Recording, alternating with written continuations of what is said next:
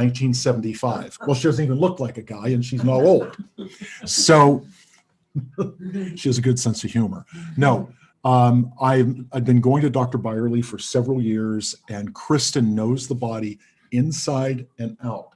She gets nutrition, vitamins. She understands blood pressure, circulation.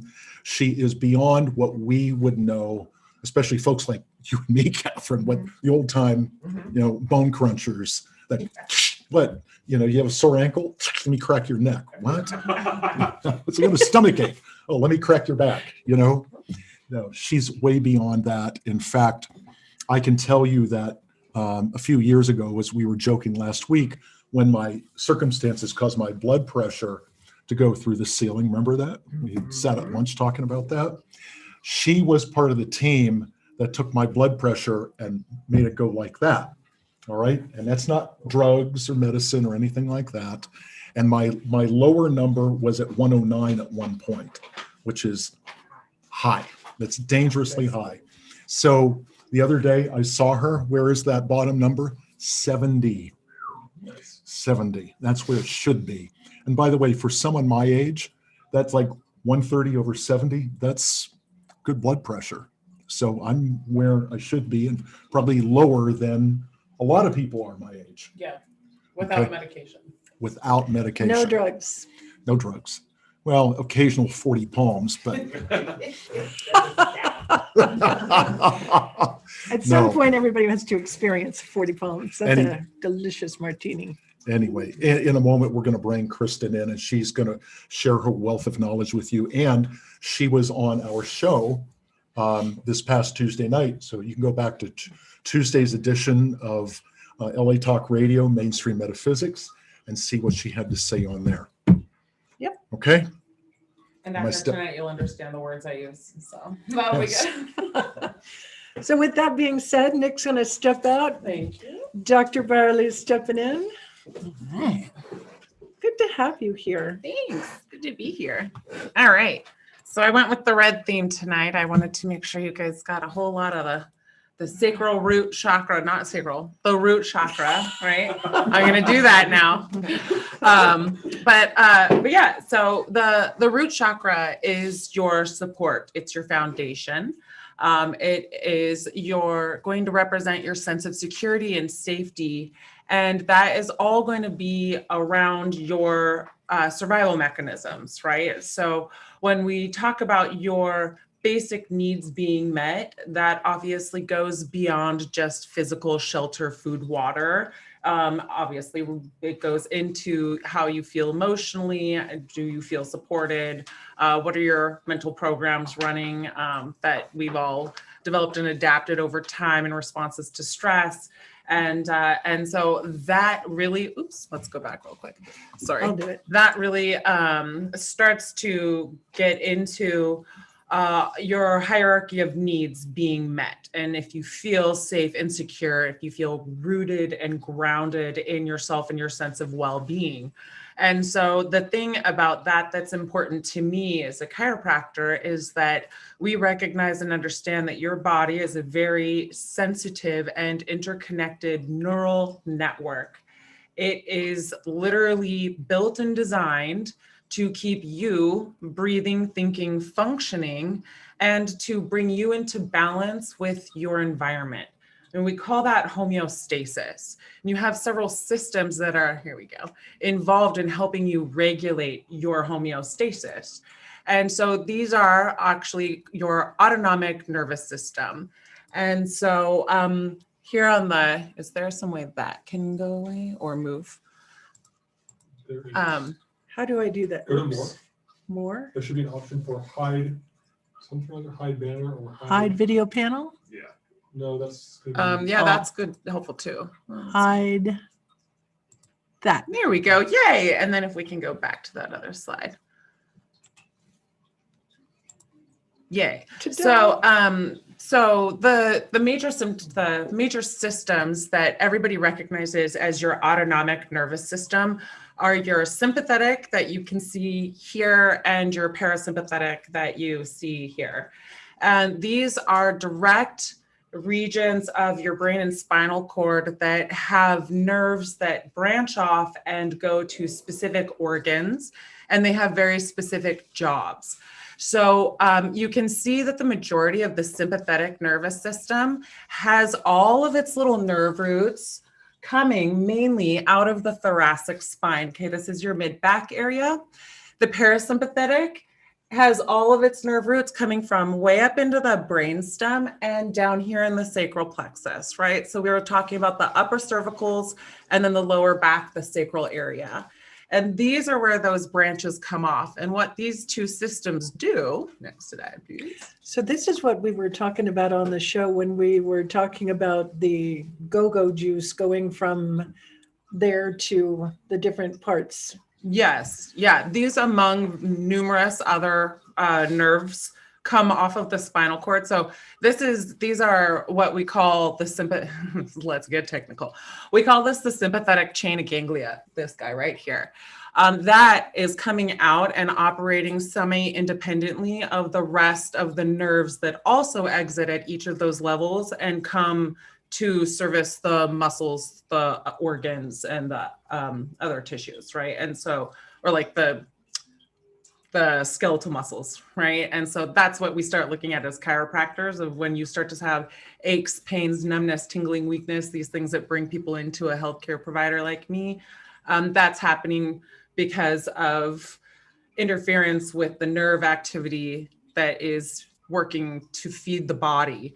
And so it results in inflammation, pain, loss of function somewhere along the line. So where we can have compression of those nerves that you might feel in your muscles, you can also have compression of these nerves, very sensitive nerves that are regulating and controlling your organs. And that is a little bit more benign, being that you don't necessarily feel it directly and immediately as pain, as discomfort, as lack of function. These are things that progress and change over time. But we do know that we can access each of these systems by stimulating certain regions of your spine. And so these systems are very important. You see how they come in, all these little lines are showing how they connect to all your organs.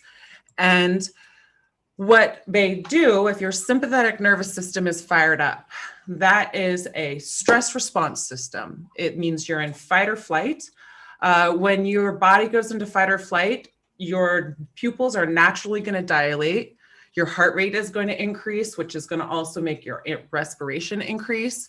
Your mouth is going to get dry because saliva is going to decrease. Digestion is going to be inhibited, right? Your body is going to say, nope, we're going to stop churning all that stuff around in your stomach. We got other things to deal with. It's going to shunt blood away from those organs and out like to your muscles, right? So that your skeletal muscles, so you can run really fast. It's going to stimulate your adrenals, which is one of the main organs connected to the root chakra. And we're going to get to a slide about that in a moment. It relaxes your bladder, which is why sometimes when people are scared, they wet themselves. And then it's actually a very important system. It is part of the human orgasm, right? So it's not all bad. You go through these little spikes of sympathetic and they are normal and they're natural when they happen at appropriate times and when that stress stimulator eventually goes away, and then your body can then kick over into parasympathetic. Now, your parasympathetic system is going to do exactly the opposite. That's going to be your rest and digest. We call it your heal and repair, rest and repair system. Your pupils are going to constrict. You're going to be able to focus on something that's more like in front of you instead of the big horizon looking for danger on any point, right? You're going to be more focused. Your heart rate's going to come down. Respiration will regulate, saliva will kick in, digestive activity will re-stimulate. Instead of having this adrenal stimulation, we actually have better integration of your enteric nervous system. And for some of us, that's a very brand new term. I'm going to talk to you about that next. It obviously is going to constrict your bladder. And then parasympathetic system has everything to do with how we get an erection. Both men and women have erectile tissue. And the parasympathetic system helps you get there. Sympathetic system helps you get off. So they're playmates and they need to be in balance. And your body is always working to regulate that balance. And one of the major players that is part of this system is actually the enteric nervous system. And so a lot of us are hearing about how there's the brain in your guts, and people talk about how could a gluten allergy cause brain fog and other depression and things like this? How could the things I'm eating actually affect me mentally, emotionally? And it has everything to do with your enteric nervous system. So this is your second brain. It is special. And if you notice, it has nerves that come out of mainly the parasympathetic areas, right? The brainstem and the sacral plexus, but also the sympathetic areas. So again, we need these two systems to be in a good balance for everything to work properly. So this is a system that acts completely independently, actually, of the autonomic nervous system, although it can be interfered with.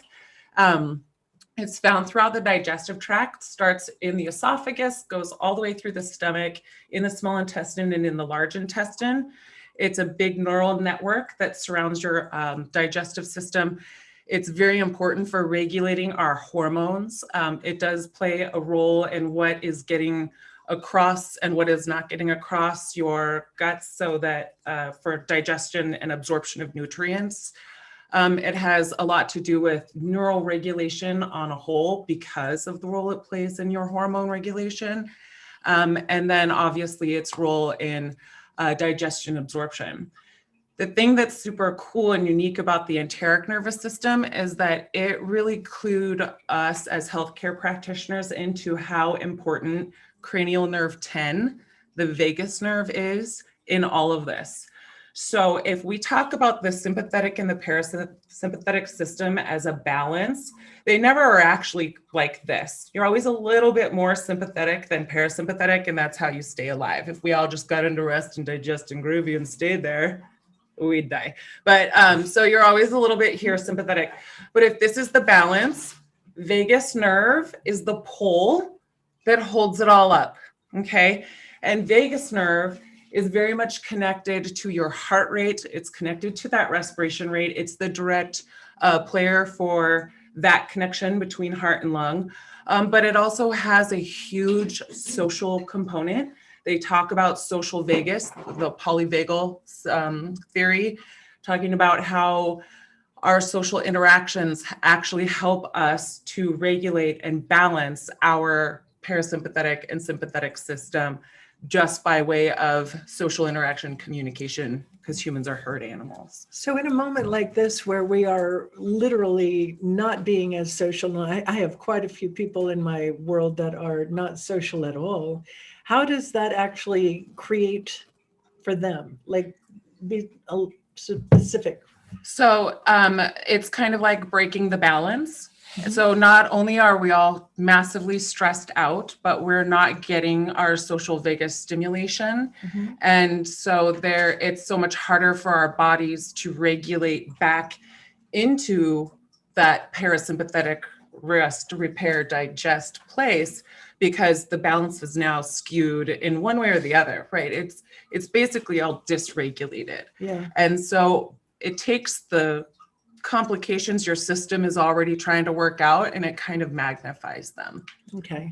So it makes this even just so much more. Right. And so, yeah, it's like turning the volume up. Mhm. So that's just a really interesting system. I wanted to just teach you guys while I had a moment.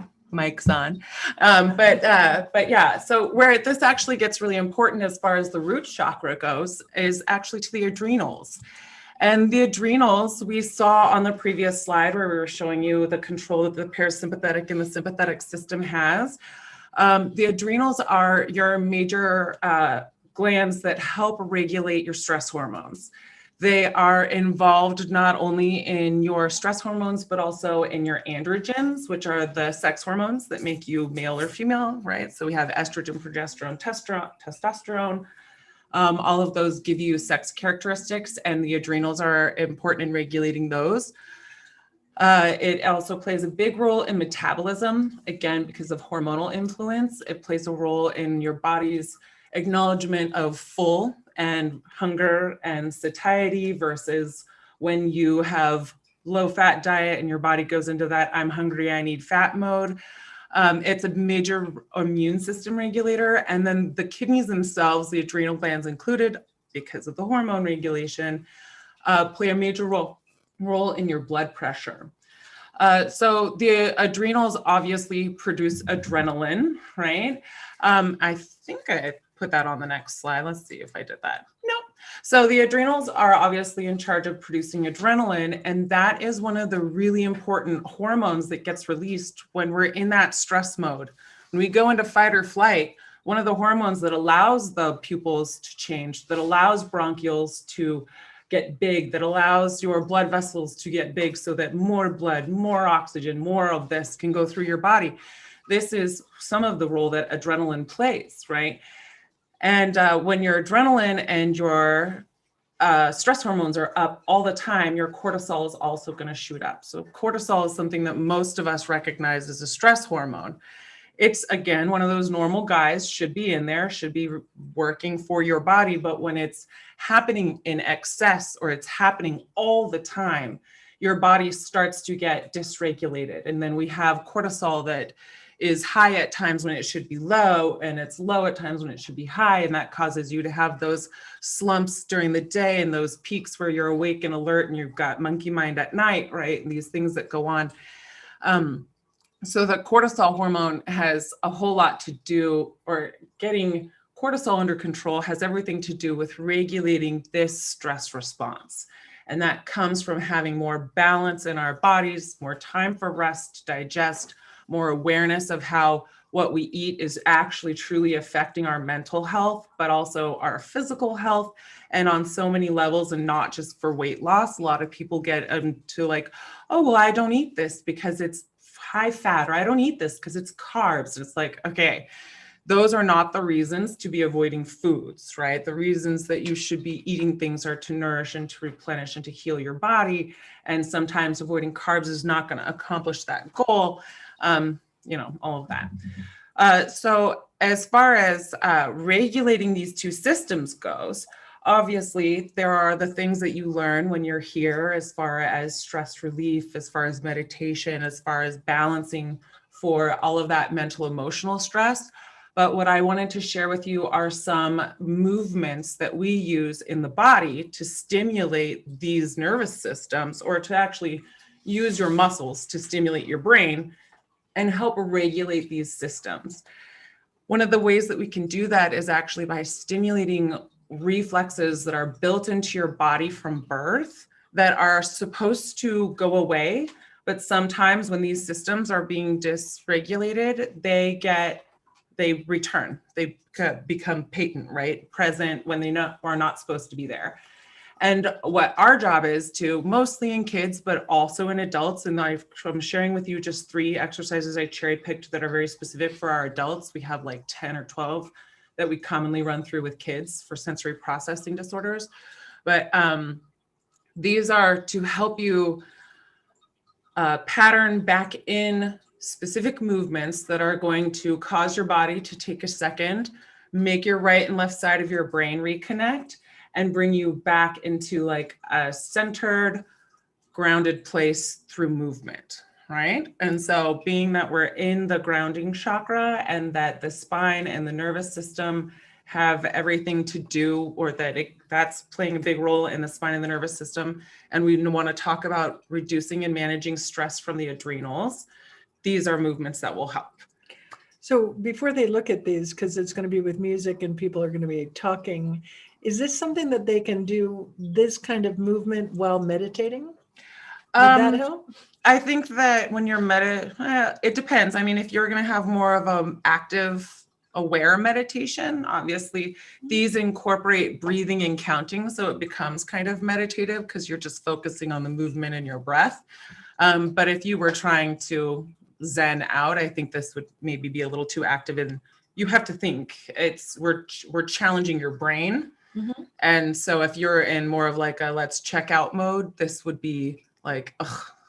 I'm thinking more when they've got it and they've got it like down, and then be doing it while they're meditating. I like to move and meditate personally. Oh yeah. So once you like learn the steps of them.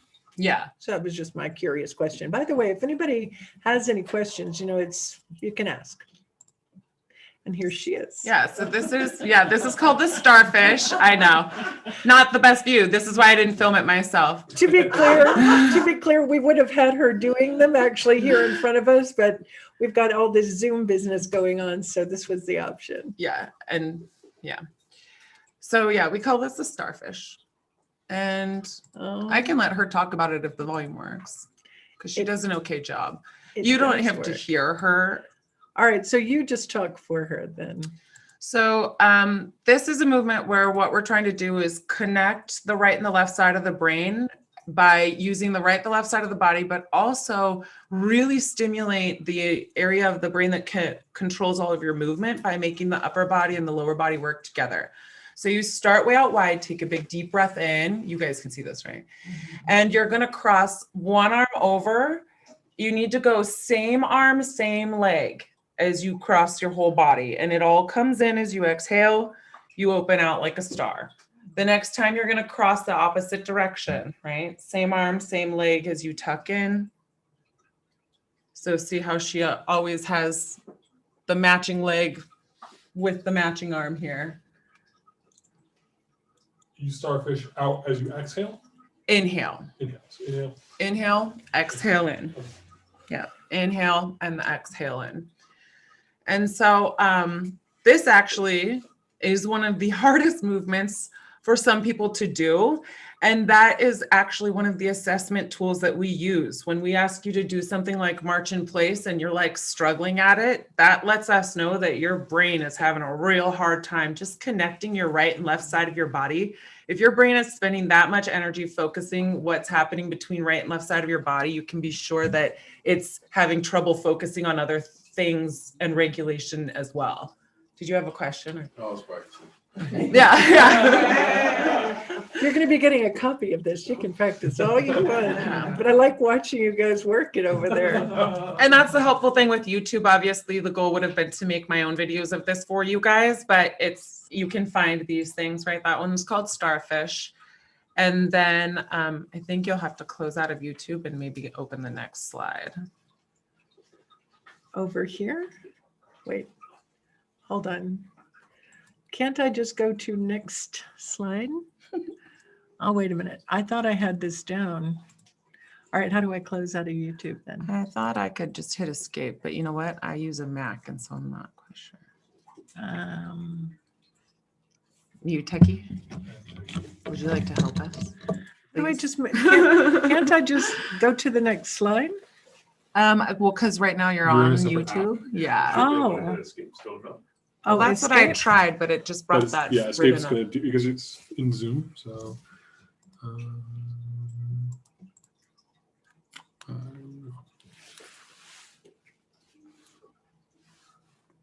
Thank God for you techies. My computer earlier literally froze. But my guy is here with us tonight. And I was like, hey, Joe, if anybody needs a guy, he's the guy, Yay. the techie guy. I think you were talking about him last week. Now that, yeah, I remember. that Here he name came is. up, yeah. Awesome. All right, now I know where to go. Well, now Yeah. I'm afraid to open the next one. I know, right? Just so you know, for future on Windows, Alt Tab will switch you between two separate applications. So if you have YouTube and PowerPoint open, you do Alt Tab, it'll just flip between the two applications. Okay, Alt Tab. So Oh, this but one now it's, is called the lizard. This one is the opposite, where instead of crossing things, you're going out to the same side. Try clicking the arrow key on the laptop. the arrow key on the laptop. Press the right arrow. No. No.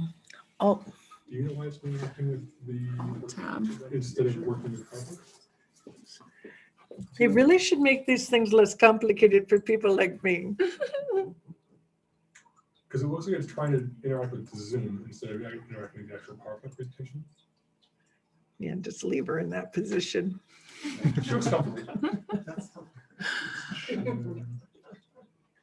We're just supposed to watch it again. Yes. It should be where it's going to go to the next slide, right? But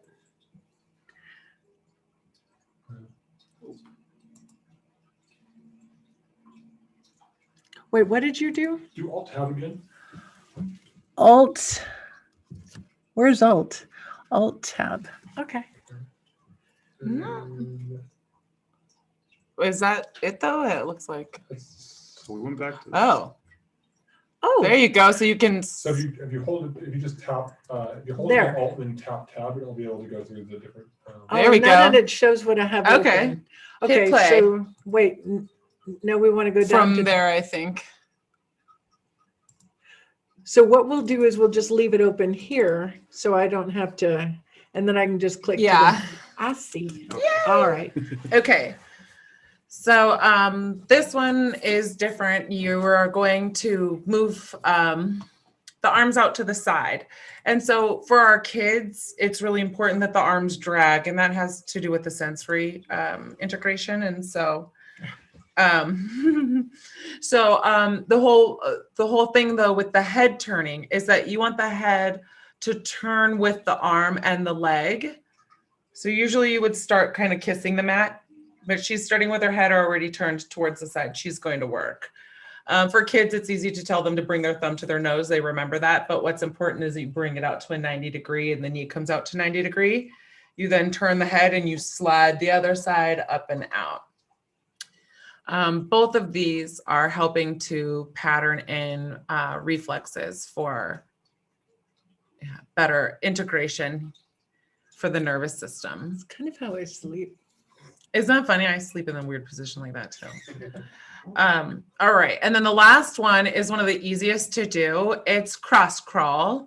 And most people who have been to a chiropractor for any period of time have been introduced to this because lots of chiropractors love it.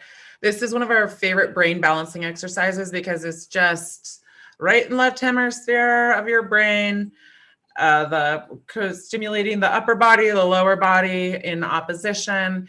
And so he's going ultra fast. I actually don't even go this fast, but if you're moving with your breath, you move a little bit slower, but you're bringing the opposite knee and opposite hand. They don't actually touch each other. Your goal is to stack the knee straight up over the hip and bring the hand right up over your shoulder.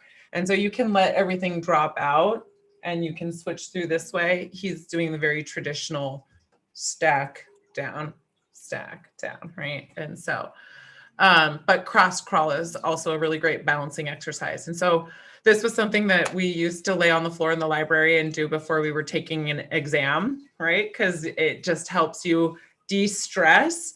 It gets you moving your body in a way that actually just gives your brain a second to focus on movement through the motor cortex, and you can't be worrying about other things while you're doing these cross-body movements, because as far as your brain is concerned, that was kind of complicated, right? To coordinate your right and left side, upper body, lower body.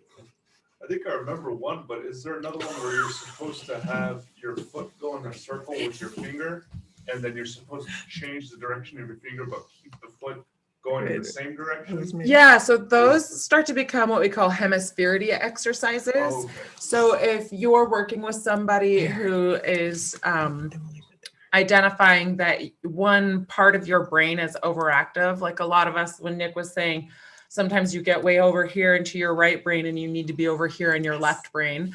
Sometimes in addition to getting your sympathetic and parasympathetic systems out of balance, we have that, what we call overstimulation or cortical stimulation on the right or the left side. And then you make people do movements with one side of their body or a circular movement where they're going in a specific direction. And all of that is to try to stimulate the under functioning side of the brain. And so, yeah, things like that, where you've got a foot doing something and the hands doing something opposite. Those are usually hemispherity exercises, but along the same lines. Oh, thank you. Yeah. Any other questions? Well, we have, thank God for Maxwell and Angel. Any other questions? I think there's a lot of good information. Hopefully. Right. Cover your bases there. Is that I have a helpful? question. Yeah. Question. So when you were talking about the vagus nerve and what it does, all right, how is it different in working with kids and how that develops and the effects of that compared to the mature adult? Kids are malleable, right? And so when you need to work through these reflexes to help them go through some sensory processing, through some like we call them our alphabet kids, those all the letter disorders, ADD, ADHD, all spectrum disorder, all this. They respond really quickly because their little nervous systems are in such rapid development. From the ages of 0 to 2 is where we can actually do the most. And some of this is passive and it's playful. So for our babies, I mean, we give moms a paintbrush and we say, I just want you to brush your face, right? And like this is all to pattern out a rooting reflex that shouldn't be there anymore. And it's just a paintbrush. Same thing with like stimulating the hands and the feet. When you say a rooting reflex, what is that? So when babies are first born, if you run your finger down their cheek, they'll turn and they'll start to look for a nipple. And that's just a thing babies do. It's a survival mechanism to look for food. And so if you have kiddos that are not latching, sometimes it's because that rooting reflex isn't there. So we want to pattern it in. And then there's a phase where that should kind of go away. And if it's still present, we pattern it out. It's simple, and they're gentle techniques, and they're easy to do at home and to teach somebody to do for their kids. You have just made my day. I think that my daughter can use that because her daughter does not want to stop that business. So she can do that with a paintbrush and just start reprogramming that out. Yeah, so there are ages where it's normal and you would want it to be present even if you're trying to wean her. But yeah, at some point, if it's still going on or if there's difficulty there with nursing, sometimes what you can do if you're trying to like wean is not necessarily stimulate that reflex, but work on other ones. And so same deal with the paintbrush. You'd have her just go from the base of the palm up each finger. And what happens is usually kids don't like that. They pull their hand away, it tickles. That's an indicator that they really need it. And they need you to let them brush your fingers and your feet. And we're patterning out grip reflex, Babinski reflex. So the ones that I taught you are Moro, startle, very important, right? When something's happening and you're sitting there and something drops and you're like, right? Like your sympathetic system's already on high alert and you're ready for startle. And so babies, that looks like if you pretend like you're going to drop them, they go like this for a split second. Okay. Again, totally normal, a reflex where you hope that you're going to grab something so that you're not going to totally fall. But you pattern that out by doing just little gentle drop exercise and let them realize like, hey, I'm not going to drop you. You're okay. Right. But the startle reflex is normal and it comes back. The one that we showed you, the lizard exercise, right? Turning the head and all this. That comes back oftentimes when we have overstimulation again of the sympathetic nervous system. But in an adult, if you're on all fours and we run a finger down your spine, if you're like, God, that tickles, right? Usually that's a resurfacing of that gallant response. And this is an exercise we would do to help you pattern that back out. So there are little things that we do to assess it. And then we typically use the same thing to treat it. And it's basically teaching your body like, oh, that thing, don't worry about it. See, don't worry about it. Don't worry about it. Yeah. Love that. You know, I don't think that people realize how much chiropractic really does. You know, I don't think chiropractors really amazing. realize how much we do sometimes. I'm not kidding. I thought I knew a lot of stuff doing chiropractic work, and it wasn't until I started specializing in pediatrics with the ICPA and did, 18 weekend-long modules of this to like learn all this that I was like, damn, my job is amazing. Right. Right? Like what I do is really stinking cool. And so, yeah. Well, that's the cool thing about you. One of the reasons we love her so much and she's on our team is because you're always taking a class. Yeah. It's like every single month almost. It's like, are you in yet another class? Right. Well, that was that was it. That was my sequence. I finally finished and I get to sit for an exam coming up here. All right. Yeah. No, but I'm telling you, all the years we've known you, you're always in a class. Yeah. Anyway, thank you so much for joining Thank us you. here today. We really appreciate Thanks it. for letting me share that with Yay. you guys. Yeah, you're welcome to stay and join us. awesome. And look at her shirt. Seriously, Okay. it's like perfect for today, right? Sorry, you guys online didn't get to see the back of her shirt. I'll take a picture. Hello, Mr. Newmont. Hello. How is everybody doing in, Zoom. wait, oops, no, I didn't want to do that. I'm trying to see how I can find the Zoom people Hover to the again. top with the mouse, Up here?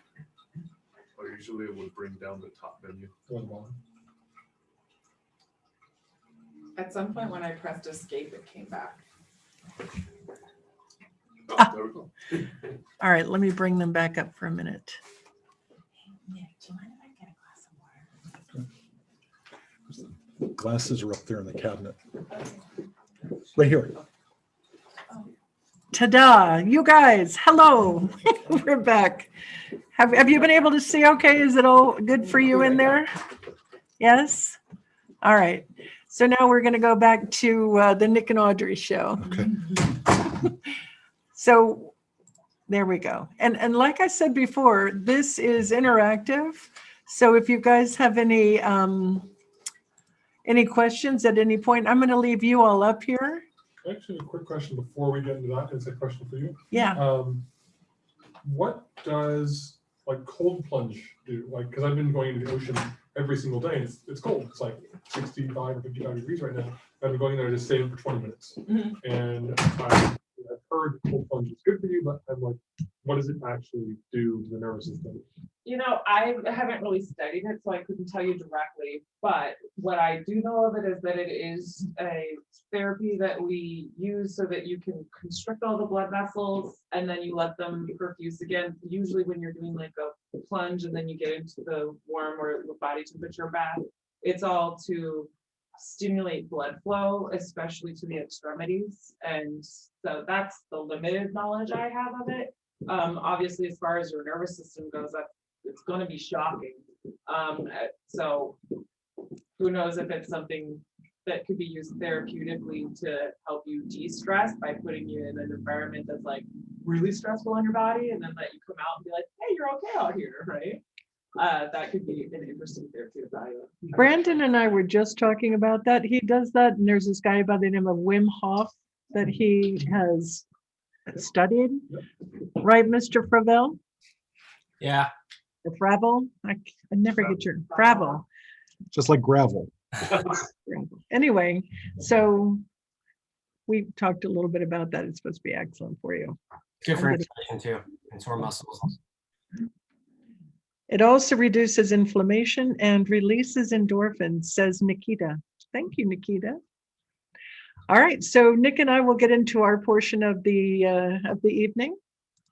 It's up to you to get started there. Okay. So for those of you that have been in the Healing the Sentient series with me, you know, after we talk about the feet, we get into the root chakra. And, you know, from this point on, over the next 6 weeks, you know, each one of the chakras is governed or is attached to a gland. And in this case, as we said earlier, the root chakra is attached to the adrenal glands. Now, as you now understand what the adrenal gland does, the root chakra is the power generator for the surge of energy that goes all the way up to your crown and then down your legs to your feet. So the root chakra is like the centerpiece or the linchpin of the flow of energy up and down the body. This is very key because it drives what we know to be as the vertical power current. Now, the root chakra governs the spinal column, the nervous system, but the vertical power current is a surge of energy that begins in the coccyx bone, the bottom point of the tailbone of the spinal column, and surges up through in and around the spinal column, and then at 90-degree angles starts to shoot out the chakras that have fronts and backs, sacral, solar plexus, heart, throat, third eye, and then it circulates back into the crown and then goes down the spinal column, the vertical power current, and recharges itself. And this is also your Kundalini center. So that is supposed to flow at a normal pace. It's not supposed to have big accelerated bursts. And sometimes people talk about going to some kind of energetic facilitator that hyperactivates the Kundalini. That's not good because too much of that, it can be just as bad as not enough of that. It's supposed to be an even flow, and it is not supposed to, if you are able to gauge the Kundalini energy, it's not supposed to look like an EKG. It's not supposed to do that. It's supposed to be smooth. So the movement of the energy is just this one big, it would look like if you could photograph or video the flow of energy going up and down and out the chakras, it would look like one big frozen continuous flow of energy, not bursts. So it's really important to regulate that. And also your root chakra is your primal will to live. So when the energy in the root chakra is flowing the way it should, then people walk with a normal gait. You can see them moving. When people start scuffing their feet, you can tell, and dragging their feet, you can tell that the root chakra is not doing what it's supposed to do because it's not driving enough energy down the legs to the feet. And also on a psychological level, and keep in mind as we go through the next 7 weeks, it's not just physical and it's not just metaphysical, but it's emotional and mental too. So in your root chakra is your ego and your confidence. So that is really important to have a healthy ego. And of course, the fight-flight mechanism, as said earlier, is part of the root chakra, which of course causes the root chakra to basically explode. And then it drives the adrenal glands. It makes them crazy. And then all of a sudden, when the adrenals go down, then there's nothing left. And when you're running on adrenaline, you don't know it because you're going and going and going. But when you stop doing what you're doing, you don't realize that you've been running on fumes. When you're going on adrenaline, your energetic fuel tank is not full. You're on E, and the amount of mileage that you have in your fuel gauge is telling you. And when you're down to like 22 miles, figuratively, you better stop and recharge, because once the root chakra goes down and the adrenals go down, it becomes a short circuiting that continues into the other chakras and all the way through each one of the glands, creating hormonal imbalances and a shutdown like circuit breakers. Now, that's not the third chakra shutting them down and spreading like that. It starts at the root chakra. So that part is really important, because when you let yourself get to that point, you're basically kind of worthless to yourself. And when I do energy work on someone, I can see the condition of the adrenals. And I have told many people, your adrenals are shot, and I will just say this: tired? Oh, yeah. It's like, yeah, you can see it, because there's just no energy coming out. Now, there's one quick thing for those of you that are in the healing modality, is that each one of the chakras, like Aubrey wore red to represent the root chakra. There we go. There's red, and there's red. Yes. Each one of the chakras have a driving main color, but when you see, each chakra, and the grid on the glass is very representative of the cone of the chakra, the entire spectrum, the entire prism of light is in there. And even though it's supposed to be red, mainly you can see, the deep violet, red, orange, yellow, green, turquoise, blue, violet, and then again white.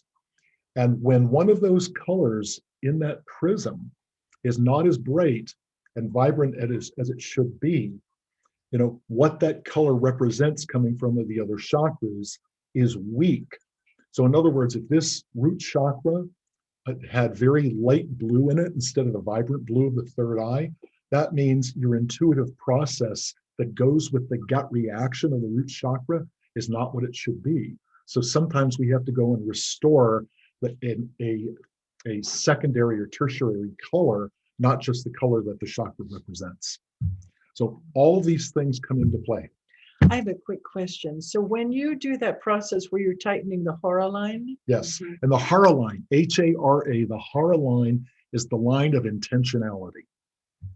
So is that to help move that flow of energy like that? Is that Yes. part of what you're talking about? Yes, because the Hara line is a line of light. And those of you that are scientists know that light bends or refracts.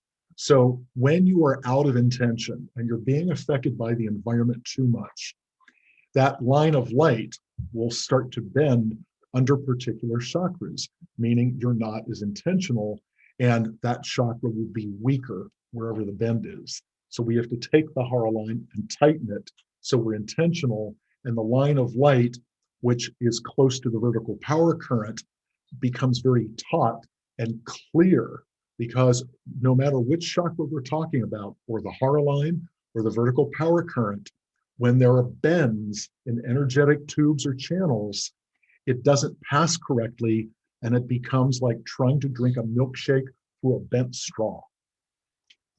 Is tightening the Hara line something we can do with ourselves, like a personal Yes. practice, or is that? Yes, and in sacred geometry, you're going to learn that to the nth degree. Okay.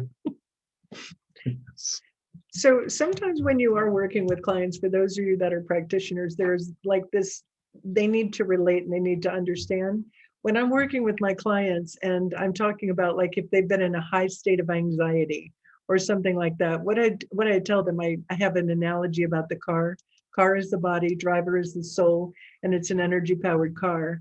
And for this kind of thing, I tell them that the car is in park and their foot is on the gas full throttle. And so on the inside, they're just revving and revving and revving. And that is something that they can relate to. So you always want to bring it back to something that they can relate easily. And you said a few things here, and just the thing about the battery works as well. So just a little side notes. Well, your root chakra is, and those of you that understand cars, the battery is what starts the car, but there is a component called the alternator, where the power, the electrical power, runs through the alternator and comes back and recharges the battery. But sometimes our parts are failing and we don't know it. We don't know that the alternator goes bad and it hasn't been recharging the battery, which means when you're driving the car, you have the lights on, the air conditioner on, the radio on, you go out the next morning and it just goes click, okay? And that's because the battery wasn't being charged.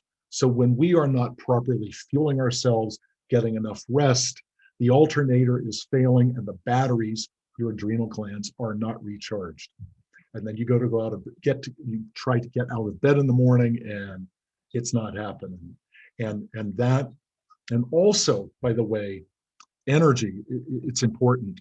When you feel tired, like 11 o'clock in the morning, you've eaten breakfast, done all that, and not tired, but when you feel in the middle of the day that you have to sleep, like you need to go sleep, sleep is the number one way that the body heals itself.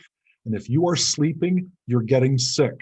Your body is giving you a warning at that point to go get rest and sleep. See, back in the days, the car analogy, 40 years ago, cars didn't have all the dials and gauges to tell us oil was low, temperature was too high. They had a thing called idiot lights. And they called them idiot lights because by the time those lights went on, the problem was already there and it was too late. Your car was broken down, you're on the side of the road, and you had to wait for someone to come and help you. All right? So when we feel that we need to sleep for no reason, that is a signal. It's not an idiot light. It's like, uh-oh, something's going on here, and you need to sleep. Yes. Another question. So maybe a year ago, I was having that every single day for months. So what does it mean if it's an ongoing thing? And it's not just like you get it once or twice during a week, but it's like every single day. Well, then you have to look at chronic fatigue.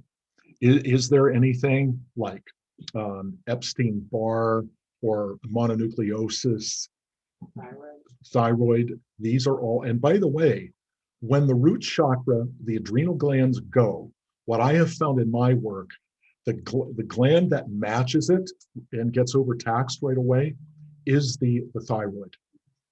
It goes right from the root to there. And then all of a sudden, your metabolism is down, okay? But you have to pay attention to your bodies, and as you come first, all of you are attending, you come first, But then this is something that you pass on to your clients, having this knowledge. Mhm. All right. So the exercises that you were showing us, those will help stimulate the, wait a minute, stimulate the adrenal glands or no? No, they'll help bring things back down into balance. Damn, yeah, okay. And But- those are actually more to stimulate your nervous system than to help the adrenal glands. But if the adrenal glands are being taxed, and that's going to make the hormones go crazy, those hormones are going to impact for women ovaries, for men testes, and thyroid directly, and then a lot of other things indirectly. And all of the stimulation and bringing things back down into balance is like trying to indirectly stop the adrenals from getting crapped out of them. But there is something which is more for lymphatic called restorative pose, which works very well when you do that for about 15 minutes. Is that? Yes. Yeah. Yeah, you lie on your back and you would put your legs up on like the sofa like that, and you're like in a seated position, but you're on your back and your arms are out at 45-degree angles like this, about 15 minutes like that. Do you know that one? Yeah. Yep. It helps a lot if you're tired and working a long day. Yep. Okay. Do you want to say anything about fight flight? I'm going to say something about fight flight in a couple of slides. Okay. So in here, my little play on words, when we get into the fight flight, that's where we have that bit of MacGyver in us, that TV show where he patched together some tape and some gunpowder and some wiring, and all of a sudden he do whatever. And so that's that part of us that digs into, necessity is the mother of invention, where we just got to dig in and make it happen. And there really isn't time to think about it. You just have to do it. Right. And there's something about that, and I talked about it recently. It's when we know ahead of time that there is something that's going to be that trigger for us, there's something that will cause fear. Like I had brought it up, I'm afraid of snakes, or I had been more afraid of snakes. So there's that part of it where it brings up that kind of response. So I go walking a fair amount and I don't want to be afraid of snakes. So what we can do when we know that there's something that's going to trigger that response, ahead of time, you start doing a process where you're imagining, you're visualizing, you're literally creating a whole nother environment around whatever the fear is. So you're not going to be having such a huge response.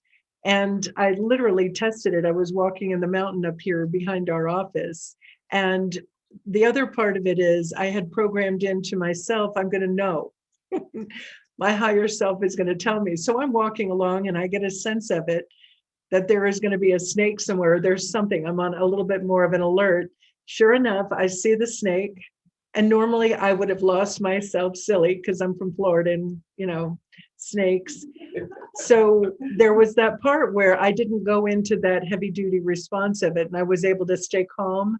I was able to look at the snake, acknowledge it, stay away from it, and literally watch it for a little bit. So there's all these little tricks that we get to do, whether it is with our body or whether it's with our mind. And for homework, think about those things that will cause a response like that in you and start working on those things now to program what you will do in that kind of situation from this point. It's a really good trick. So wait, when you're imagining it, are you imagining yourself not seeing the snake, or are you imagining yourself seeing the snake and not freaking out seeing the snake? Seeing the snake and doing exactly what I did. Okay. I saw the snake and it was like, oh, there you are. Oh, and then I literally started laughing. Oh, okay. And I was like, there you are. I knew you were coming.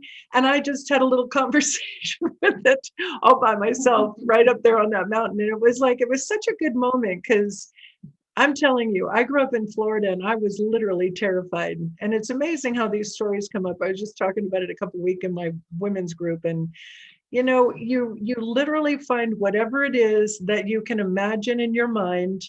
Like I had another situation on a camping trip where there could have been a bit of a challenge, like somebody coming into my tent in the middle of the night. So instead of being afraid about it, I imagine what I would do. So if anybody unzips my tent, I've got my little funny little hammer, and I've got an air gun and air horn and mace, and I know what I'm going to do. I programmed it into my mind. So instead of going into fight, flight, heaven forbid, freeze, my mind is already programmed to, this is what I'm going to do. So nobody's going to mess with me. And so then when I put that at ease, and that's not in my unconscious thinking and my unconscious fear, which is creative, I've moved it over to an intentional, this is what I've got. So I take all the attention off of it. So now I'm creating from a place of intentional awareness rather than, being afraid of something's going to happen. Because either way is creative. We're talking to this intelligent universe. So when you're doing that, you're doing a bunch of different things for yourself, but you're literally in your mind, whatever the thing is that you fear. And it can be anything. I mean, I've got clients that are afraid to, if it was dark outside, they'd be afraid to walk from here to their car. They've taken on a belief about parking lots at night. So same thing. You imagine I'm tough, I'm strong, and I've got whatever, and I'm walking to my car. So you imagine going into your car, getting in it, shutting the door, and you're all okay. So it's just a process of literally looking at what are those things that create fear within us. Okay. All right. Thank you. Sure.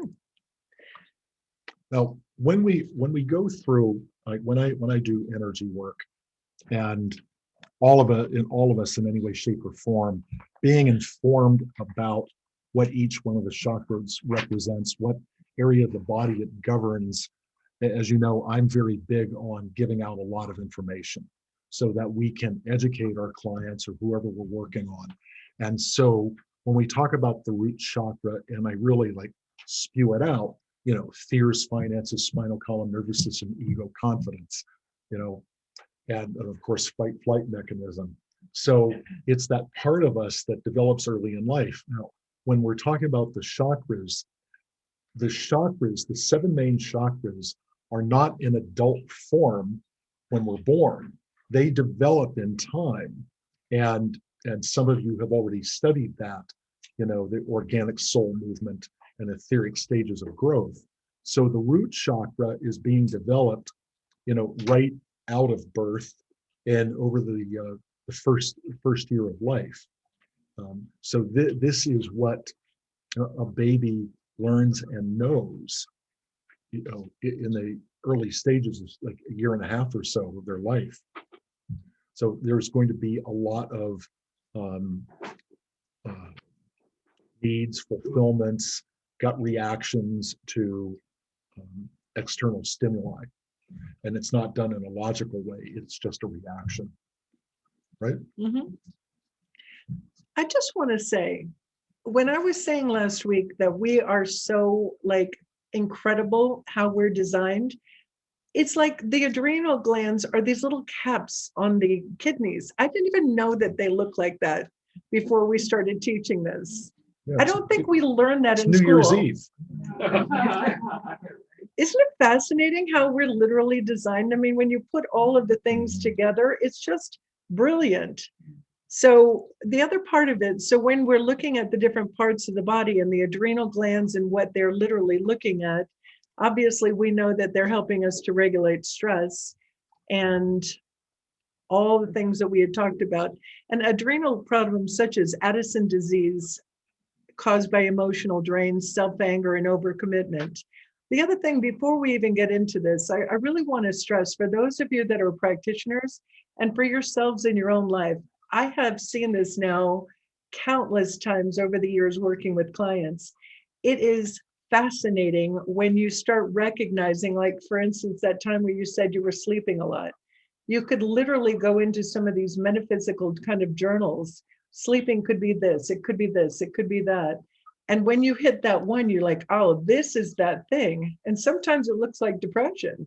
It can look like a bunch of different things. But once you hit that spot, it's amazing how much it resonates. And I have I've had quite a few over the years, but one in particular, it was this obscure thing that this client had. And I said, for fun, let's just look it up.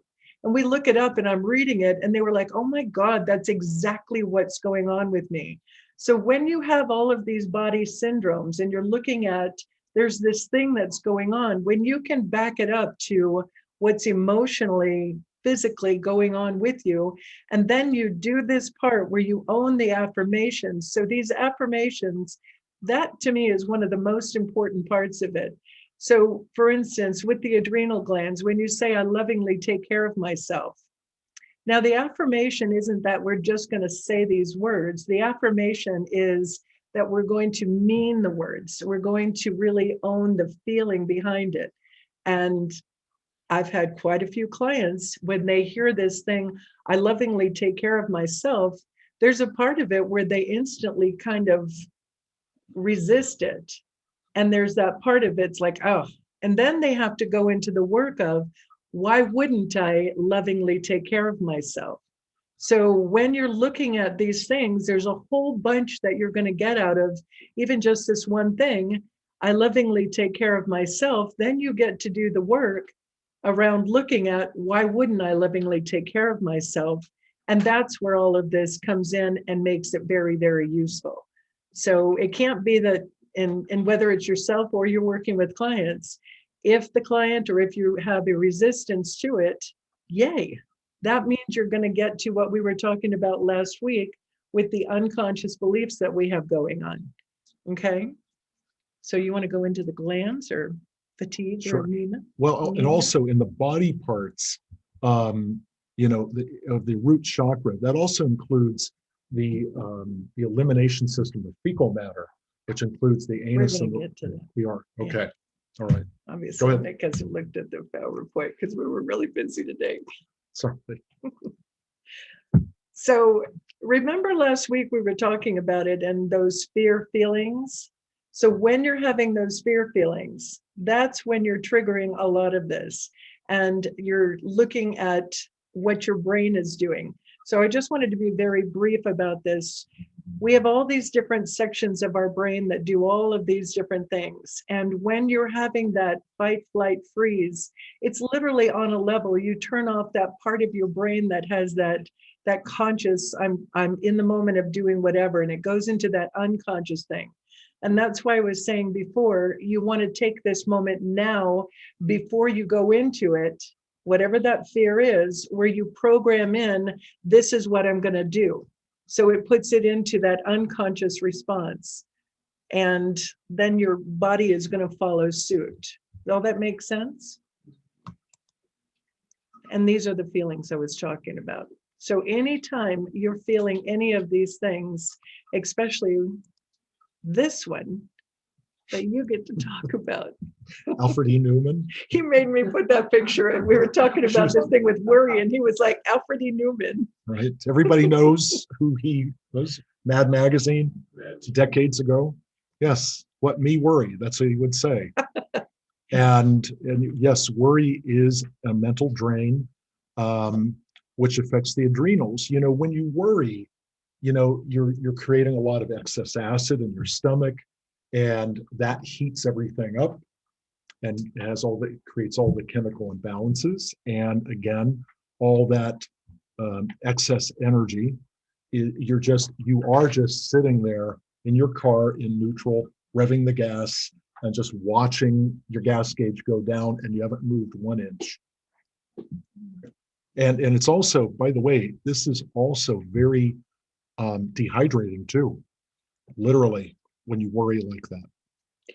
This part of it where worry is a negative meditation. Each week we're going to look at a different worry or different strong emotion. Like another week we're going to be looking at anxiety, which is huge. But when you're worrying, that is one of those ones where people get on the victimization loop and they just are worrying about how they're going to be a victim and how something is going to happen. Oh my gosh, this could be it. It's like you're driving the car and you're imagining an outcome that you don't want. So in imagining you're going up the 101, like we were talking about, I think we were talking about last week, You're going up the 101 and you're manifesting that thing that you want. When you worry, you're literally driving off the freeway and you're in the loop over here in Bakersfield or Lompoc. So it's super important to really pay attention to, say Lompoc. Because I drove through Lompoc one time.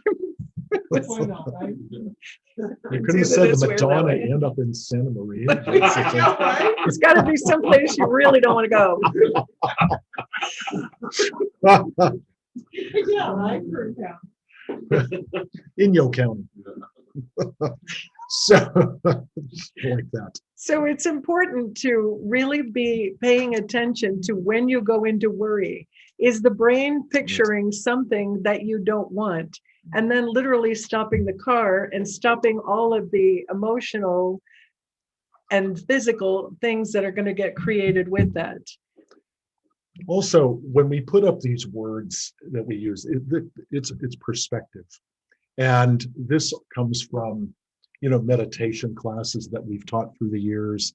And the perspective is, if you can sit and worry, which is a form of daydreaming, fantasizing, but it's all negative, then you can meditate and you can change your thoughts. I mean, you have to think of it, what's more uplifting, to sit and worry about something that might go wrong, because that's predicting the future, which is my job, not yours, or something that feels good to think about as something that might go right, and you have the ability to create so it can go right. And when you think of it like that, well, of course, it's more fun to sit and fantasize and daydream about good things. So if you can worry, you can fantasize, you can imagine, you can meditate. Okay. Yeah, worry This is the one I really like. Worry is the same as an airplane in a circular holding pattern. It continues to go around and around, but is not landing. Eventually, it must land somewhere or run out of fuel.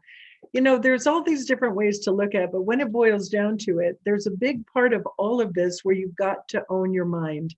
It's just one of the most important parts of it. And the reason why I keep going back to this slide here is because, no, the slide with the fear feelings. The reason I keep going back to that is because people won't pay attention to what their mind is saying. They'll be in the loop and they just don't even pay attention, that all day long they're thinking, oh my God, what if this happens? What if this happens? Like right now, there are a lot of people who are massively worried about what's going to happen in the next 2 days. Why are they having all these things that are happening over in Washington, D.C.? Oh my God, what if? And they are on the loop and they're not even noticing, they're not even aware that these thoughts are going on. So what's happening? You're finding a lot of people are getting ill. They're literally thinking so much and worrying and becoming anxious and becoming stressed. And then on top of it, they've got all the other things to worry about as well. It's no accident that we're having such a moment. Right. So when you are in this moment and you can catch the feelings, because you can tell that you're feeling bad well before you'll pay attention to what the nonsense is that's going on in your mind. So that's when you catch it. It's like, I'm feeling bad. I'm feeling worried. This doesn't feel good. Oh, what am I thinking? What am I worried about? Then you do that process of understanding, this is what I'm worried about. And it's something that's not even happened yet. I can't even stress enough. I have been telling so many people, put your attention, regardless, whoever gets it, whatever the heck happens, put your attention, that focus where your mind is, divine right actions taking place. In all of this, it's best for humanity, whatever the outcome is, whatever that place you can put your mind where you take it from worry to, this is where I can land here, so that this goes back into a calm state so that I can be healthier, happier, living better. And when you use the analogy Audrey has about the airplane, running out of fuel, the concept of crash and burn, this analogy also comes into play with worry and being reactionary in the root chakra, because our chakras literally work off of electromagnetic attraction and repulsion. So when we're worried and we're putting out negative energy, we're going to get a negative response. The energies match. Energetically, opposites don't attract. Energetically, what we put out is what we get. And so when we worry, we're not planning. And planning, of course, is a left brain third chakra thing, which we talk about in a couple of weeks. But when people crash and burn and they're putting out negative energy, like ladies, for the most part, if a guy with negative energy approached you and wanted to go out with you, but if he worded it like this, you wouldn't want to go out with me, would you? Well, you put it like No. that, no, all right. But there is that kind of mentality that people have, in men and women in their approach to things. And that is the chakras being energetically repulsive, pushing away. So and that's why a person, because they're worried, is she going to like me? Is he going to like me? That's when you crash and burn, because the worry is taken over and you ultimately create, what you're programming. It's not really what you want, but it's what the programming creates. And speaking of programming, it's also, this is one of those things where you're looking over these next few weeks, you're looking at the different things that are programmed. So worry is a big one in certain cultures.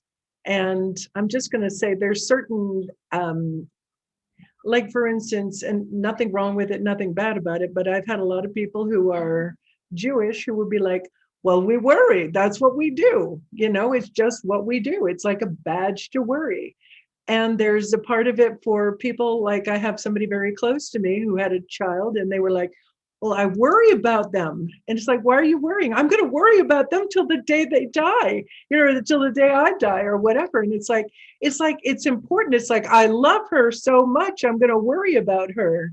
And so it's this belief system that we have on what we should be doing with our emotions.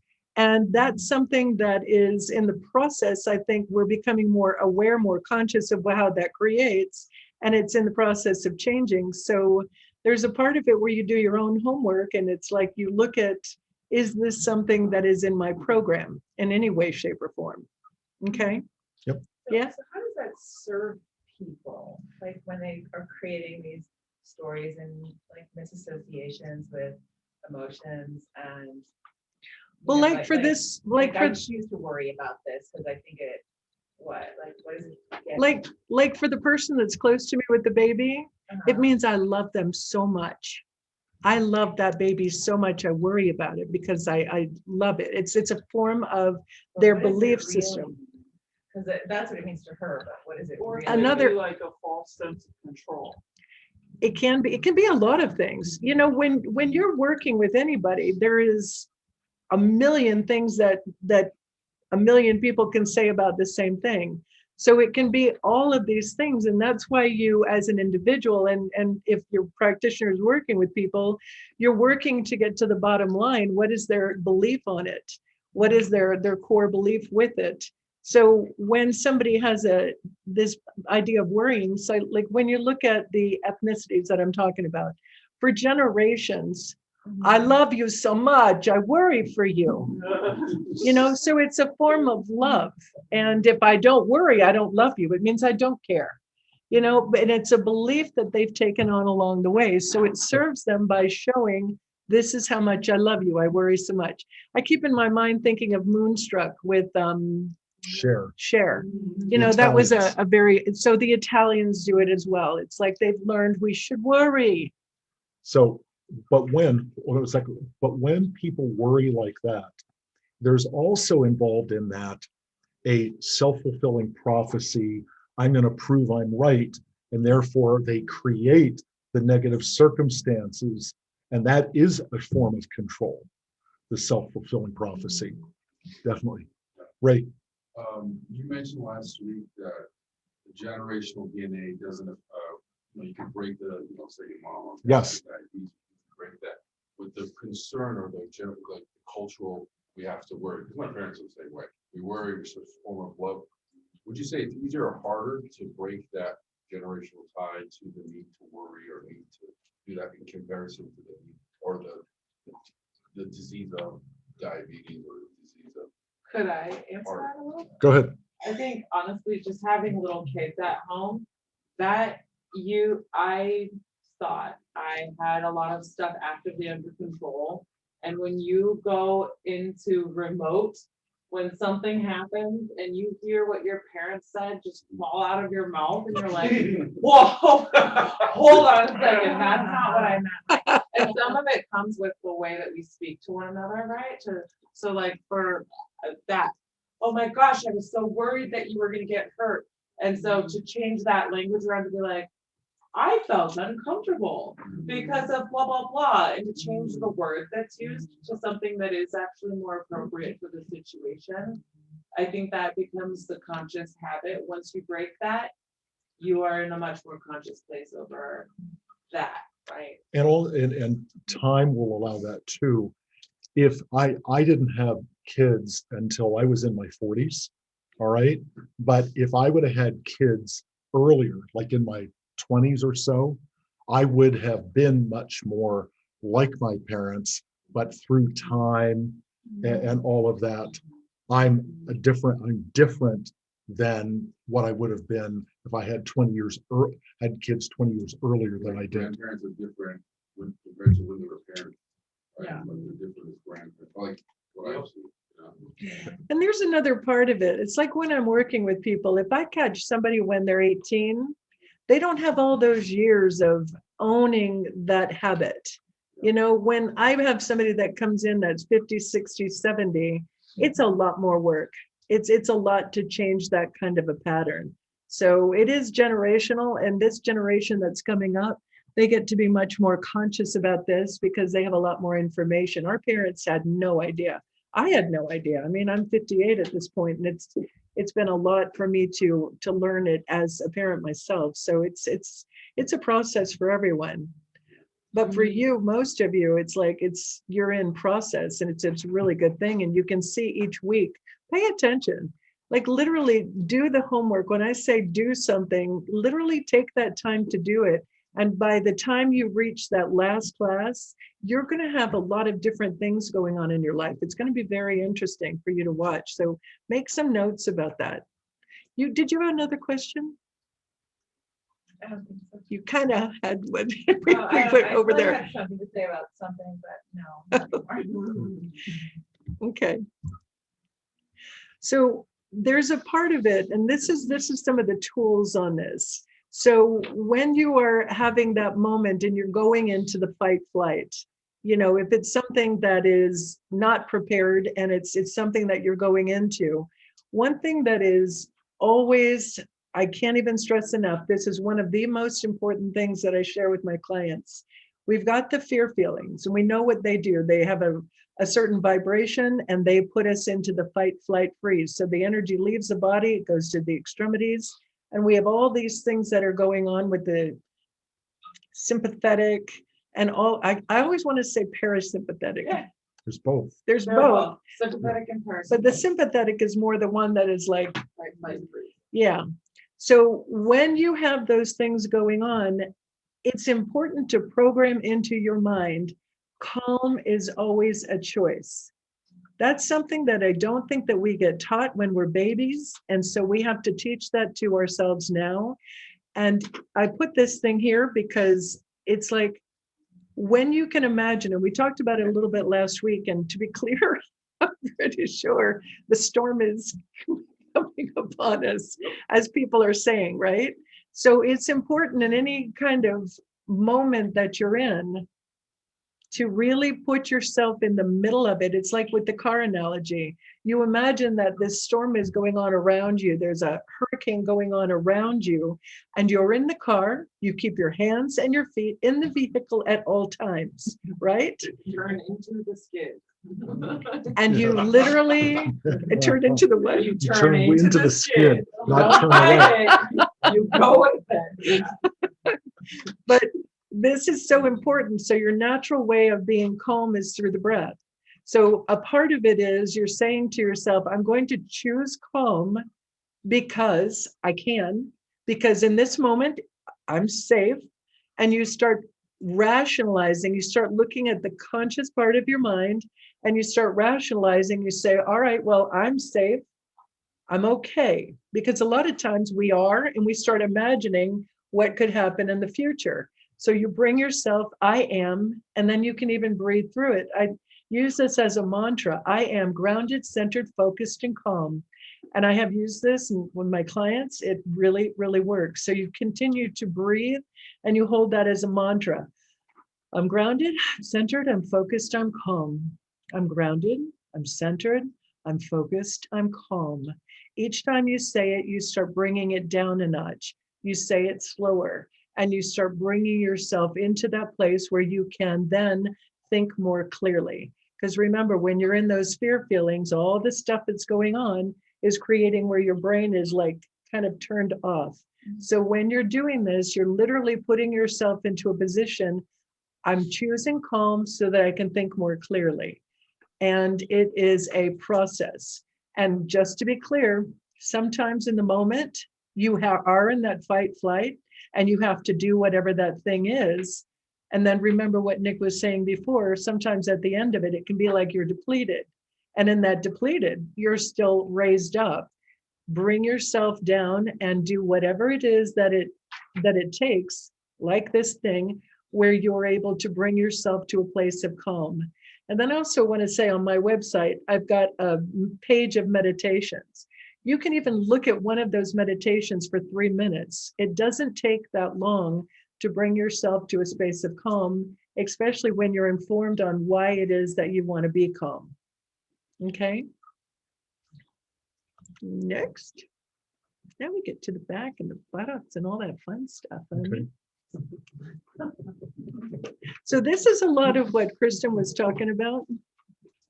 And I think we got it, but I want you to look at the affirmations on them. Life supports me. It's very interesting. I've had a lot of clients come in with back issues and we start getting into what's going on in their life. And it's amazing how many times we start looking at this and they start owning these kind of an affirmation about life and about how they are being in life. Myself included. I went to a chiropractor before you years and years ago. He literally scared the heck out of me. And he said, he was looking at my x-ray and he says, oh my God, your back, it's like all kinds of jacked up. And he had me so scared I was getting sick. And I finally looked at him and said, stop, just tell me if we can fix it and how we're going to fix it. And so just with those kind of things, as you know, I don't have to go to her every single week, but I do a lot of weeks because it just keeps me lined up. So when you start owning your life and you start knowing that you're supported in life, you trust the process of life safely, and you are releasing responsibilities that are not yours. I mean, how many times have you had clients come in with shoulder problems and it's like, how much responsibility are you shouldering? Well, and when energetically, when your root chakra is blocked, meaning energy can't flow, and if it goes all the way to the crown and that is blocked, all the energy just keeps corkscrewing around the spinal column, literally, and has nowhere to go. And when it fills, it expands and swells, and it begins to bow. And it creates excruciating pain, headaches, going down the back of the neck and across the shoulders. And when people have this going on, that's because from the root chakra, it's blocked and it's painful. And that's excessive too much responsibility. We're taking on too much going across here. Okay. We don't have to read all of these, but when you talk about the bone marrow, that is like the core. That's what makes up the bone, and that's your foundational material, which relates to your spirituality. So when people have bone marrow issues, that means that they have lost faith in the essence of who they are. Keep Okay. going. But then I want you to also talk about this one, arthritis. Yeah, that's a real life thing. And then when there are breaks or fractures, that has to do with a certain amount of rigidity, or stiffening up and resisting authority. And we have to learn to let go with that one. People get osteoporosis, which means that they have to know that they can take care of themselves, stand up for themselves. Now, arthritis, there's millions of people that are afflicted with different kinds of arthritis. And, arthritis stems from poor me or self-pity and a certain amount of resentment. Now, when I was around 10 years old, I was sitting with my mother in my grandmother's restaurant, and my mother was referring to herself, her sister, and my grandmother, and said to me right in my eyes, "Everyone in our family gets arthritis." And I went, "No." And somehow I had the insight at that point in my youth to refuse that. I affirmed the blood pressure, got rid of it, but I disaffirmed the arthritis. And all of them had that, poor me, self-pity kind of thing going on. And as I've aged, and I played football, basketball, hockey, tennis, I've never had a major injury. And at this point, I have nothing remotely close to arthritis because I refused it. And I do not have any kind of self-victimization, poor me approach to life. So I want you to really be clear. You can start to get something like arthritis. You can start to get where it's like the things are getting a little bunchy, and you can stop it. It doesn't mean, sometimes people think, oh my God, once it's in there, it's just going to continue. And this is my story of my life. Not the case. I mean, I have had little bouts of things and literally have stopped it, and it hasn't gone any further with no drugs. So it's amazing when I say we're supercomputers. There's a belief some people have. Once they hear you've got arthritis, I've got arthritis, and it's this forever kind of thing. Another one is thyroid. I've got thyroid issues. I've got to take the thyroid medicine for the rest of my life. I don't know if that's the truth or not, but I'm just going to say, I know people, myself included, I had to take thyroid supplements. I take them sometimes, I don't take them. I don't really notice a difference. Well, and there's also a spiraling effect that when people are in a degenerative condition and they compare notes with someone else in a degenerative condition, misery does love company, and they try to outdo each other, see who's in worse shape. Oh, that's bad. exactly. That's nothing. Wait till I tell you. It's like, why do that? Because it's attention. Right? They get attention. Exactly. And also a tension. You're creating tension. Perfect. Love that. Hey, is this where a prostate comes in? Prostate is in the second chakra. Okay, I've got a story for the prostate when Okay. I get to that. All right. All right. The buttocks, is the seat of power. So we have to use power correctly, not misuse power. And the anus, of course, is a release point. And so we have to learn to let go of excess. We have to learn to let go of what we're not using. Cellulite is stored anger. Wait, I have a quick Okay. story about the letting go. So this is how powerful your mind is, right? I had a mother who had twins, and one of the twins was not going. I mean, they were having an issue with it. And so she brings the twin in to see me. We get to know each other. She's making a castle out of my crystal or whatever. And we get to talking. I'm like, who's your favorite princess? Oh, I really love Elsa. And my mind went click. Oh, what's Elsa's favorite song? Oh, it's that song, Let It Go, Let It Go. I was like, really? Well, that's what you get to do. So we started singing the song, and I'm telling her she can let it go. It was like, boom. That's how quickly children can change it, right? Adults are a lot more different. You're not going to be singing that song with them. So there's other ways to like look at changing the program. But I thought you'd appreciate that little story. So when we get into, it's good. When we get into hemorrhoids are caused by too many deadlines and the feeling of, the fight flight mechanism in the root chakra hyperactivating. And that's what, that canal breaks down. Blood clots basically show up. Now, in this whole page that you're looking at, we have to be very careful with affirmations and we do say things about our bodies. This is a pain in my ass. We laugh about these things that have been said for centuries, but they are negative affirmations. So we have to really know that it's tongue in cheek, because if we do say it with venom, this is such a pain of it, we're going to take that on. And hemorrhoids are an extreme form of that. Now, incontinence is too much emotions that have built up for unexpressed for years. When people get up in years, not everyone's incontinent. Not everyone has cases of Depends in their garage. So we have to learn through the years to be able to safely release our emotions and let it go. All right. And know that it's safe to release emotions. Can I say that's a really, really big one? So again, for you all that are practitioners, many, many people either suppress their emotions and they project whatever the thing is, or they literally don't know what their emotions are. It's like they'll equate angry with being anxious, or sad with being something else. And it's almost like we have to retrain them. This is what anger feels like, and it's okay to be angry.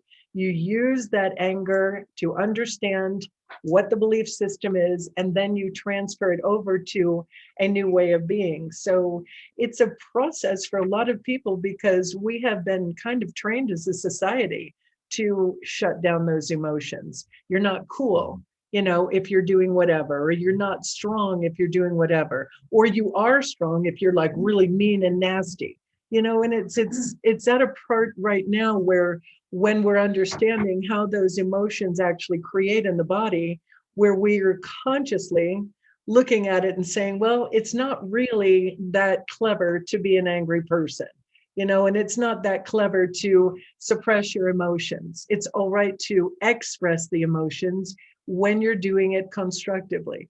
And so it's a whole process to learn all of that. And especially in this moment in time, especially when you see these younger kids that are coming up and they're living in here, you talk about some suppressed emotions. They're not in that energetic where they're being with each other. So that thing that we were talking about earlier, that The social vagus nerve. the social vagus nerve, it's a moment right now with society where we all have to be very aware. This is what we're looking at, and us, because we have this awareness, be a place where people can understand more of how to own their emotions and own their health in their body through owning the emotions. Oh, he's over here going slide. Remember, the root chakra is the spinal column and the nervous system. And so when the nerves hyperactivate, anxiety sets in, and that will create, there's different forms of anxiety, but it definitely will create general anxiety disorder, which runs rampant in a lot of people. So when there's nerves, what we have to do is we say, like, communicate my heart's desire with ease and being comfortable with my thoughts, because you can't go the other way where you're completely neurotic. Oh my God, did I think that? Oh, it's going to manifest in a minute. You have a moment before things kick in. Well, I've had clients literally do that. Oh, did I just say that? It's like, it's okay. phlebitis, which usually shows up in the legs, has to do with blaming other people for why you are limited, why you can't move. And so the main part of that affirmation is joy flows through me. Spinal meningitis is internalized rage. So we have to release the blame. Always remember, folks, and clients will say this, internalized rage is intense depression. Now, there's chemical depression, but there's also situational depression where anger is not dealt with and it's stored, the anger is stored in the body as depression. And you have to watch, because many clients do not understand their own feelings and emotions. And so when you talk about being anger, like, well, I'm not angry. And they think because they're not ranting and raving and screaming that they're not angry, but you can see them seething. And if you have the ability to see auras, then you'll see how gray, like your sweater, like your pants are, that their aura is. And if you have red in there, like your lines of red going through the gray, like your hair, then those are veins of anger that are going through there. So, just because a person isn't screaming doesn't mean they're not angry. Anger is the emotion. It's internalized as depression. It's externalized as rage. Okay? All right. General aches and... That's all right. Keep going. I can go there. Yeah. General aches and pains, it usually means the person is not getting enough physical touch. Sometimes I will actually ask clients, when's the last time you had a massage? All right. Now, we are in a moment where people are so concerned about touching and all that, no one's hugging. Okay. What? So It's people true, have it's to sad. affirm back to themselves, I am lovable, and sometimes a good hug goes a long way. It really does. Yeah. And a long hug goes a good way. Next. So what drains the human battery? Fear. Fear. What charges the battery? Being informed. Information equals power. Information about self is empowerment. Move from unconscious fear to intentional form. So when we're doing what we're doing here, when you're learning all this information, you're taking that and you're making it into form in your future now, and then you're creating it into your future. So when you have all this information, do the homework. Do those things that look at your fears, look at the different things, make notes, pay attention during the week of what your subconscious mind is saying and how you know what it's saying. Am I feeling angry? Am I worried? Am I stressed? Is it having to do with me, or is it somebody outside of me or something outside of me? So really be clear and use that conscious thinking that we talked about last week. Look at things with reason, with logic, with deduction, and really come from a place of conscious choice. And you're going to create much better health in your body. And as we're all creating that better health, we're going to be shining brightly into this moment. And it's going to be a powerful thing that you individually are going to be able to do. I can't even stress enough. Kudos for showing up. Kudos for doing all this. Seriously. I think this is the last slide. Is it? Yeah. It is wonderful. Duh. All right. I think we ran a little late. Sorry. Yep. As you leave, first of all, thank you. I want to share something off topic, but on topic, and it's not about this class. So the other morning, when you're half asleep, half dreaming, that's a time when my spirit guides really like to engage me.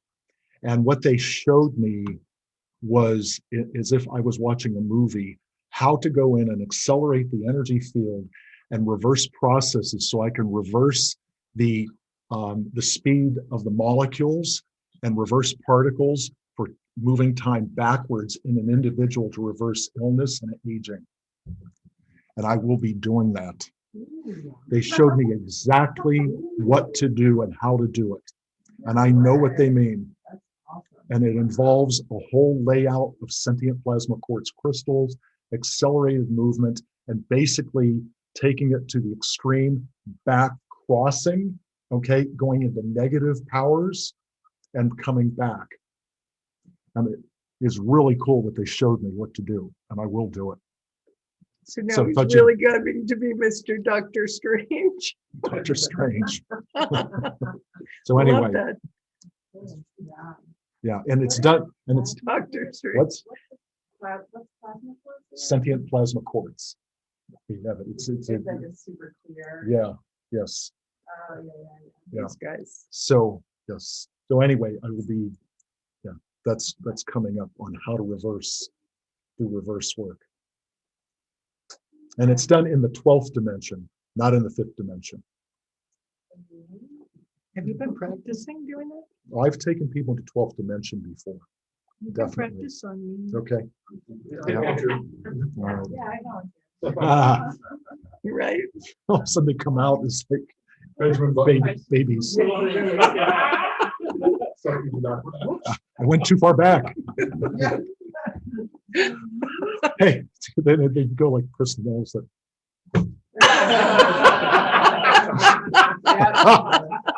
And for those of you who are interested in the Focus on Success class for practitioners, please get in touch with me.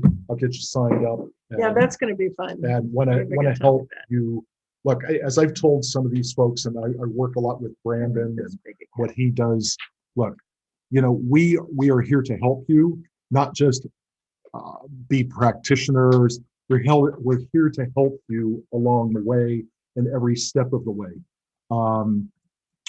We are committed to our students to get you onto the next level, because this kind of work is the future of the work. Alternative work is where it's headed, and this is the time to get into it. Yeah. And you're all qualified and ready to go. So There's a part of it where there's all kinds of alternative healing modalities that are just about to come out. They're going to be releasing a lot of patents, and there's going to be a whole bunch of information that's coming out about health. And when we are doing what we are doing, we're very much in alignment with the information that's coming out. So for those of you that are practitioners in any way, shape, or form, perfect timing, right, Angel? The ultralight one that comes up is going to be a major game changer for people. Yep. There's a whole bunch of information that's going to be coming out in the next little bit that's Yeah. going to be just fascinating, which really And- supports all of this. And also too, when my spirit guides do what they did a couple mornings ago, spirit wants us to do this. Yeah. They want us doing this kind of stuff. They want us innovating on the cutting edge, so that it is people learn that there are ways to heal, get better, reverse the aging process, because we can live to 150 years old and be healthy. We just have to learn that and know that. We don't have to leave the planet early.